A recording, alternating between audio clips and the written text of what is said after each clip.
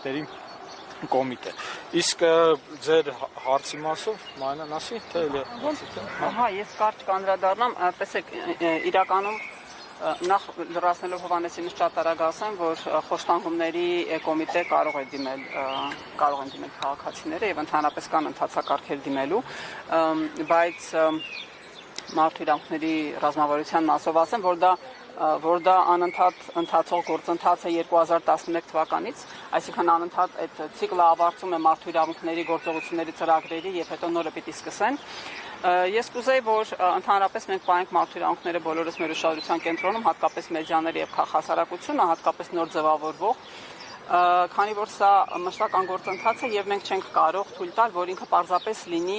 այսպես ասած, բանի համար, գալիճկայի համար, որ մենք եւս մեկ գործողությունների պլան ունեցանք, իդեպ ասեմ, որ ազգային զեկույցները սովորաբար հիմնված են լինում օրենսդրության վրա, բայց մենք գիտենք, որ Հայաստանում շատ դեպքերում օրենսդրության հետ մենք խնդիր չունենք, մենք ունենք նրա իրականացման հետ եւ մենք ունենք պրակտիկ դաշտում իրականացվող մարդու իրավունքների խախտումների հետ։ Ինչ վերաբերում է նրան, թե ինչ օգուտ կտա սա, տեսեք, եթե մենք ընդհանրապես չխոսենք, սա միջազգային հանրության համար է, կնշանակի, որ ամեն ինչ լավ է, այսինքն ոչ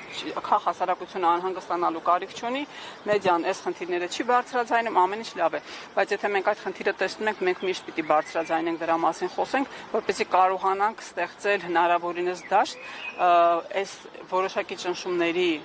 բանով մարդու իրավունքների պաշտպանության համար Հայաստանում։ Եվ այս աշխատանքը շարունակական է մինչև սեպտեմբեր Հայաստանը ստանալու է իր հանձնարարականների փաթեթը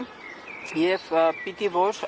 տեղի ունենա մասնակցային գործընթաց, այսինքն քննարկումներ ստացածի եւ թե ինչ են պատրաստվում անել